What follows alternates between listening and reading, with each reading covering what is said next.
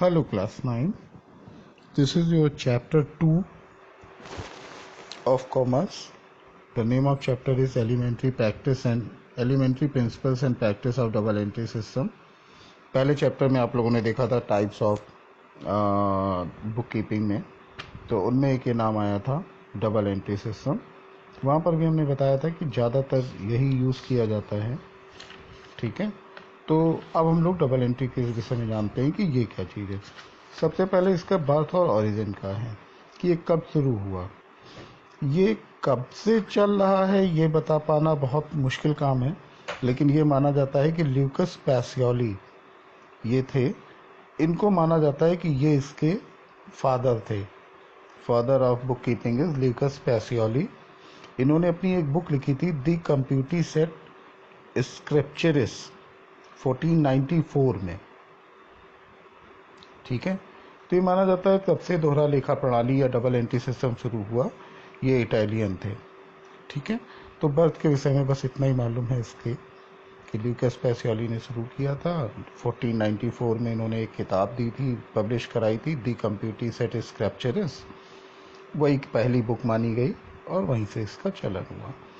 अब बात आती है मीनिंग क्या है इसकी। एक्चुअली होता क्या है कि सभी बिजनेसमैन अपने ट्रांजैक्शन का रिकॉर्ड तो रखते ही रखते हैं। ठीक है, क्योंकि वही इनके प्रॉफिट या लॉस को विषय में बताते हैं, वही इनके डेटर क्रेडिटर बताते हैं, वही पूरा सब चीज़ों के विषय में बताते हैं। तो double entry system book keeping का ऐसा सिस्टम था जो ट्रांजैक्शन के दोनों एस्पेक्ट को लिखता था।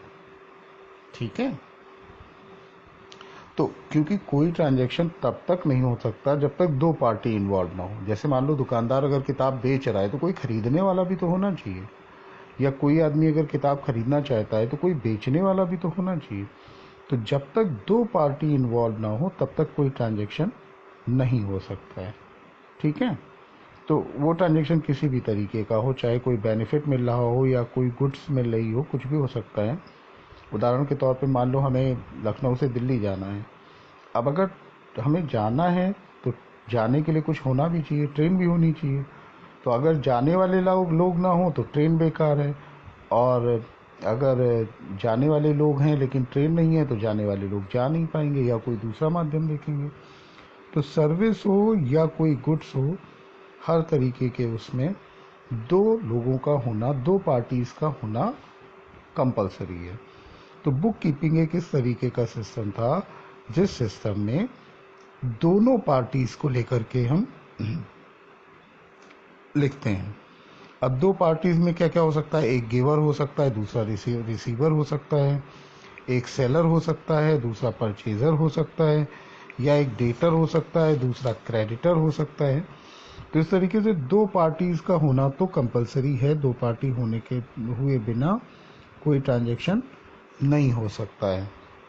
ठीक है, तो ये बात बिल्कुल क्लियर है कि दो ट्रांजैक्शन होनी चाहिए। जैसे मान लो एक एग्जांपल इसमें दिया हुआ है किताब में कि Naresh takes a loan of ₹7,000 from Rohit. दो लोग हैं, एक नरेश है एक रोहित है। नरेश ने लोन लिया, रोहित ने लोन दिया, तो ये दोनों पार्टियों को इफेक्ट कर रहा है। नरेश के पास रुपए बढ़ेंगे, दूसरी तरफ रोहित के पास रुपए कम होंगे। नरेश के पास लाइबिलिटी बढ़ेगी क्योंकि आगे चल के लौटाना है, रोहित के पास असेट बढ़ेंगे कि एक आदमी मिला जो आगे चल करके उन्हें रुपए लौटाएगा। तो ये है, इसको और रीड आउट करना। फिर कुछ डेफिनेशन दी हुई है। डेफिनेशन तो जैसी होती हैं एज इट इज़ लर्न ही करनी होती हैं। कंक्लूजन इनका बता देते हैं कि double entry system book keeping का एक ऐसा सिस्टम है जहां पर सभी सौदों को दो जगहों पे लिखा जाता है। अब कंक्लूजन इन डेफिनेशन का ये निकला, चूंकि दो पार्टी होती हैं तो दोनों पार्टियों का जो ट्रांजैक्शन जो लिखे जाते हैं वो दो अलग अलग जगहों पर लिखे जाते हैं। अच्छा, अकाउंट का बेसिकली काम यही है कि हम अकाउंट में दो वर्ड यूज होते हैं, डेबिट और क्रेडिट। ठीक है, ये दो एक तरीके से सिंबल हैं। ठीक है, तो वास्तव में हर सौदे के बाद हमें यही देखना होता है क्या डेबिट हुआ क्या क्रेडिट हुआ। तो हर ट्रांजैक्शन के दो पार्टीज होती हैं, दो एस्पेक्ट होते हैं, अभी बताया। उनमें से एक एस्पेक्ट डेबिट होगा, दूसरा एस्पेक्ट क्रेडिट होगा। तो इसीलिए हर ट्रांजैक्शन को दो अलग अलग जगहों पर लिखना, ये डबल एंट्री सिस्टम है। कैरेक्टरिस्टिक्स क्या क्या हैं? पहला है helpful in preparing trial balance. Trial balance एक ऐसा स्टेटमेंट होता है जिसमें हर अकाउंट के बैलेंसेस को लिखा जाता है और ये बैलेंस हमेशा दोनों तरफ इक्वल आना चाहिए। तो ट्रायल बैलेंस बनाने में हेल्प मिलती है, चूँकि डबल एंट्री है, हर दो जगह लिखे गए होंगे, दोनों जगह अलग अलग, एक जगह डेबिट एक जगह क्रेडिट, तो ट्रायल बैलेंस बनाने में मदद मिलती है। Helpful in preparing profit and loss account. Profit and loss account बनाने के लिए जब ट्रायल बैलेंस बन जाता है तो ट्रायल बैलेंस की मदद से प्रॉफिट एंड लॉस अकाउंट बनाया जाता है। ऐसे ही प्रिपरेशन ऑफ बैलेंस शीट। सभी अकाउंट्स के बैलेंसेस ट्रायल बैलेंस में होते हैं, तो ट्रायल बैलेंस की मदद से जो है हम बैलेंस शीट भी बना लेते हैं ईजिली। फिर less possibility of errors and miss appropriation. क्योंकि डबल एंट्री सिस्टम होती है, हर सौदे के दोनों रूपों को लिखा जाता है, एक अलग किताब में एक अलग किताब में, इसलिए गलतियां होने की या गलत तरीके से उसमें बदलाव अगर कोई किया गया है तो ये पॉसिबल नहीं होता, ये आसानी से पता चल जाता है। कंपैरेटिव स्टडी, पिछले साल के डेटास के साथ हम उनकी कंपैरेटिव स्टडी कर सकते हैं, जिसकी मदद से हम जान सकते हैं कि हम आगे बढ़ रहे हैं या पीछे जा रहे हैं, हमारा नुकसान हो रहा है, ये सब पता चल सकता है।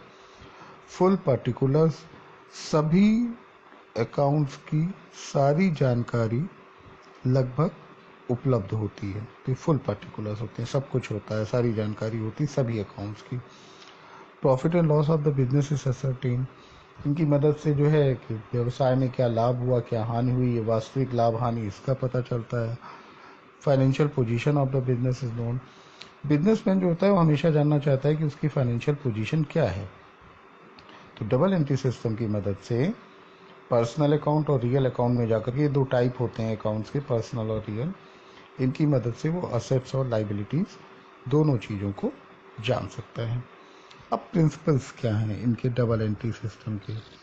डबल एंट्री सिस्टम ये मानता है, होता भी यही है, कि हर सौदे में दो पार्टीज होती हैं, हर ट्रांजैक्शन में मिनिमम 2 पार्टीज इन्वॉल्व होंगी, उनमें एक डेबिट होगी एक क्रेडिट होगी।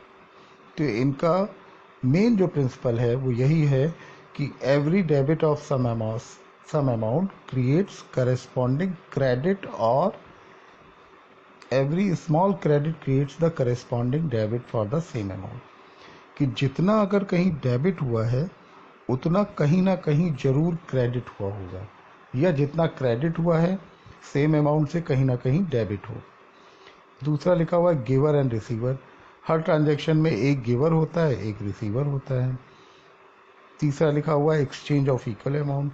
जो गिवर या रिसीवर होते हैं वो सेम अमाउंट, मतलब उनके अमाउंट इक्वल होते हैं। ऐसा नहीं कि हमने 500 रुपये किताब खरीदी तो हम 500 ही रुपये देंगे दुकानदार को, ऐसा नहीं, उससे ज़्यादा देने लगेंगे। फिर सेपरेट एंट्री, जो डेबिट और क्रेडिट होते हैं इनको अलग अलग लिखा जाता है, ठीक है।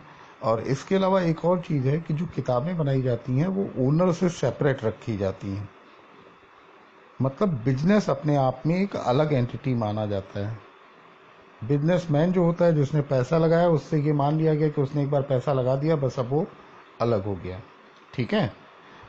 सारे एंट्रीज जो की जाती हैं वो बिजनेस को ध्यान में रख के की जाती हैं। ड्यूअल एस्पेक्ट, हर सौदे के दोनों एस्पेक्ट को लिखा जाता है और ट्रांजैक्शन को दो पार्ट में डिवाइड किया गया है। उनमें ज़्यादातर लेफ्ट साइड जो होती है वो डेबिट होती है और राइट साइड हमेशा क्रेडिट होती है। रिजल्ट्स, डबल एंट्री सिस्टम की मदद से, या जो डेबिट और जो क्रेडिट हुआ है पूरा, इन सब की मदद से ही रिजल्ट निकाला जाता है टोटल से। Complete accounting system, double entry system को एक साइंटिफिक और कंप्लीट अकाउंटिंग सिस्टम माना जाता है, ठीक है। इस सिस्टम में सभी अमाउंट्स को लिखा जाता है, किसी भी पार्टी को इग्नोर नहीं किया जाता है, जिससे कि फाइनल अकाउंट बनाए जा सके। फिर एडवांटेजेस क्या हैं और डिसएडवांटेजेस क्या हैं? एडवांटेज में इन्होंने बताया, पहला कि इस मेथड में सभी सौदे के दोनों एस्पेक्ट को लिखा जाता है, इसलिए इसे हम एक कंप्लीट कह सकते हैं, कंप्लीट अकाउंट बनता है। दूसरा, चूंकि दोनों ट्रांजैक्शन रिकॉर्ड किए जाते हैं, डेबिट के लिए इक्वल क्रेडिट भी होता है, ठीक है, इसलिए टोटल डेबिट और टोटल क्रेडिट हमेशा टैली होना चाहिए। तो इसकी मदद से वेरीफाई हम कर सकते हैं कि कहीं कोई मिस्टेक तो नहीं है, उनको हम ढूंढ सकते हैं। तीसरा लिखा हुआ है under this system profit and loss account can be prepared easily. इसकी मदद से प्रॉफिट और लॉस अकाउंट ईजिली बनाया जा सकता है, क्योंकि एक्सपेंसेस के अकाउंट बने होते हैं, इनकम के अकाउंट बने होते हैं, उनकी मदद से प्रॉफिट एंड लॉस अकाउंट बनाया जा सकता है। फोर्थ पॉइंट लिखा हुआ है कि बैलेंस शीट भी इजीली बनाई जा सकती है। सभी अकाउंट्स के बैलेंसेस को यूज करके इजीली बैलेंस शीट बनाई जा सकती है। फिर लिखा हुआ है पांचवा point under this system mistakes and deflection can be detected. अगर कोई गलती है तो उसको आसानी से ढूंढा जा सकता है। ठीक है, तो इससे क्या होता है कि कर्मचारी जो होते हैं, जो वर्कर होते हैं, उनके ऊपर एक मेंटल प्रेशर रहता है कि नहीं हम कोई गलती करेंगे तो पकड़ी जाएगी, तो इसके नाते वो होती भी नहीं है, कम हो जाती है। फिर लिखा हुआ है छठा under this system necessary statistics are easily available. चूँकि डेटा सारे अवेलेबल हैं इस सिस्टम की मदद से, सभी अकाउंट्स का अलग अलग अमाउंट हमें मालूम है, तो मैनेजमेंट को अगर कोई डिसीजन लेना है तो उनको देख करके इजीली ले सकता है। फिर सातवां पॉइंट लिखा हुआ है कि सभी ट्रांजैक्शन की जो भी कुछ इम्पोर्टेंट इंफॉर्मेशन है वो अवेलेबल होती है, या जो भी नेसेसरी डिटेल किसी अकाउंट्स की अगर चाहिए तो हमारे पास अवेलेबल होती है। आठवां पॉइंट लिखा हुआ है the total amount owned by the debtor and total amount owned by two the creditor can be ascertain. कितना रुपए हमें मिलना है लोगों से, या कितना रुपए हमें एग्जैक्टली देना है लोगों को, ये सब इजीली जो है पता किया जा सकता है। नाइन्थ लिखा हुआ है sale purchase of goods stock revenue expenses and profit और loss of different years can be compared.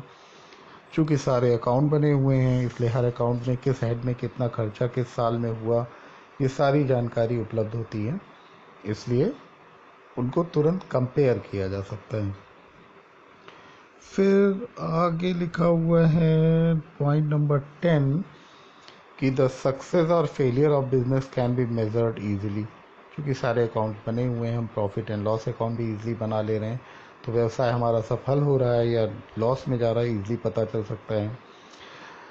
11th point है through this system staff can get different advantages like increment in self confidence, work division on the basis of ability। इसकी मदद से लोग workers की ability को भी measure किया जा सकता है, जिससे लोगों में सेल्फ कॉन्फिडेंस जो है उसमें इंक्रीमेंट होता है, वो बढ़ता है, उससे फ़ायदा मिलता है। अगला लिखा हुआ है this system is useful in calculating the tax. क्योंकि हम प्रॉफिट निकाल ले रहे हैं, सारा खर्चा लिख रहे हैं, सारे अकाउंट बना ले रहे हैं, तो उसकी मदद से हम टैक्स का कैलकुलेशन ईजिली कर सकते हैं। 13 पॉइंट लिखा हुआ है this system is useful in saving us from fraud and duplicacy. जो फ्रॉड है या डुप्लीकेसी है, नकलीपन है, उससे हमें ये सिस्टम बचा सकता है। ये सरकार के लिए भी काफ़ी काम का है, क्योंकि सरकार इसी की मदद से growth of business, financial position of the business पता करती है। 15 पॉइंट है the system is useful for other people also, it is useful in finding the goodwill of the business. एक चीज़ होती है गुडविल, वो तुम लोग आगे पढ़ोगे। गुडविल अच्छा नाम होने के कारण जो एक्स्ट्रा प्रॉफिट अर्न करने की कैपेसिटी आ जाती है, दैट इज़ कॉल्ड गुडविल। तो गुडविल का वैल्यूएशन करने में भी ये सिस्टम मदद करता है। अब इसके डिसएडवांटेजेस क्या हैं? चूँकि यहाँ पे जो भी सौदे होते हैं, जो भी ट्रांजेक्शन होते हैं, वो दो जगह मेनली रिकॉर्ड होते हैं। पहले जनरल में रिकॉर्ड होते हैं, फिर लेज़र में रिकॉर्ड होते हैं, डेबिट भी होते हैं, क्रेडिट भी होते हैं, तो दोहरा काम होता है। इसके कारण क्या होता है, किताबें मोटी हो जाती हैं, मतलब मोटी किताबें रखनी पड़ती हैं, ज़्यादा काम करना पड़ता है। नंबर 2 लिखा हुआ है it involves time, labour and money, so it is not possible for a small concerns. चूँकि आपको अकाउंटेंट रखना पड़ेगा, उसे ज़्यादा पैसा देना पड़ेगा, ठीक है, तो टाइम भी ज़्यादा लगना है, लेबर भी ज़्यादा लग रहा है, तो पैसा भी ज़्यादा खर्च होगा। तो जो छोटे लेवल के बिजनेसमैन हैं उनके लिए दिक्कत शुरू हो जाएगी। फिर तीसरा पॉइंट लिखा हुआ इट रिक्वायर्स एक्सपर्ट नॉलेज। जाहिर सी बात है, जो अकाउंटेंट होगा वो हमारा एक्सपर्ट होना चाहिए, एक्सपर्ट नहीं होगा तो अकाउंट बना ही नहीं पाएगा। फिर अगला पॉइंट लिखा हुआ है कि as the system is complex, system complex है। कॉम्प्लेक्स का मतलब आसान नहीं है, पढ़ना पड़ता है काफ़ी कुछ। तो चूंकि कॉम्प्लेक्स सिस्टम है, इसलिए जाहिर सी बात है गलतियां होने की संभावनाएं भी ज़्यादा हैं। पांचवा पॉइंट लिखा हुआ है कि अगर कोई सौदा, कोई ट्रांजैक्शन अगर बिल्कुल शुरुआत में ही लिखने से रह गया, छूट गया तो फिर उस ट्रांजैक्शन को ढूंढ पाना आसान काम नहीं हो सकता है। छठा लिखा हुआ है, एक नॉर्मल बिजनेसमैन जो है वो cannot control on the activities of their staff because of lack of knowledge in the system। चूँकि एक नॉर्मल बिजनेसमैन है वो अपने वर्कर्स पे कंट्रोल इस सिस्टम की मदद से नहीं रख सकता, क्योंकि उसके लिए स्पेशल पर्सन चाहिए, स्पेशलाइज्ड पर्सन चाहिए, वही ढूंढ पाएगा। ठीक है। फिर अगली हेडिंग है कि डबल एंट्री सिस्टम में क्या क्या काम करना पड़ता है। पहला काम होता है रिकॉर्ड करना। ठीक है। इस काम के तहत क्या आता है कि कोई भी ट्रांजैक्शन हुआ तो वो जहाँ जहाँ जिस जिस बुक में रिकॉर्ड किया जाना है उस बुक में रिकॉर्ड करना पड़ता है।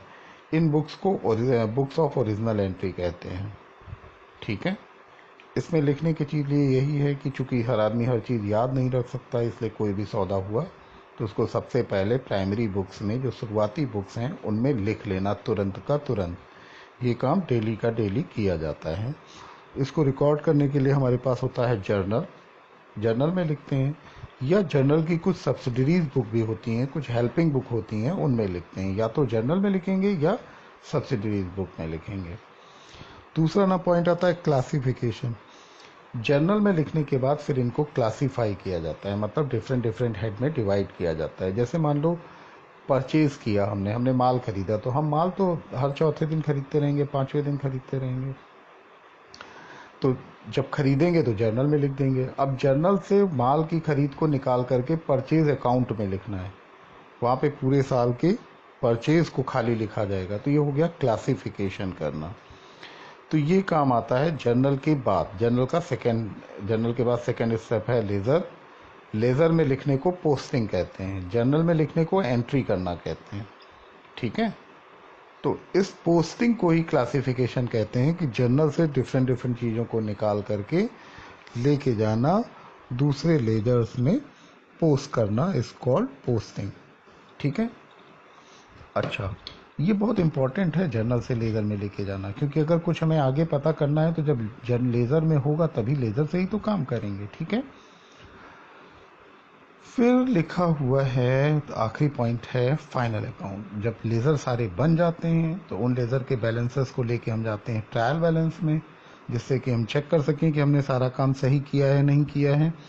ट्रायल बैलेंस जब दोनों तरफ टैली हो जाता है, फिर ट्रायल बैलेंस की मदद से हम फाइनल अकाउंट बनाते हैं। फाइनल अकाउंट में ट्रेडिंग अकाउंट बनाना आता है, प्रॉफिट एंड लॉस अकाउंट बनाना आता है, और बैलेंस शीट बनाना आता है। ट्रेडिंग अकाउंट का जो बैलेंस होता है वो हमें ग्रॉस प्रॉफिट बताता है। प्रॉफिट एंड लॉस अकाउंट का जो बैलेंस होता है वो नेट प्रॉफिट या नेट लॉस बताता है। और बैलेंस शीट जो होती है वो हमारे बिजनेस की फाइनेंशियल पोजीशन बताती है। तो इतना काम जो है होता है इसमें। यह आप लोगों का सेकेंड चैप्टर था। उम्मीद है समझ में आया होगा।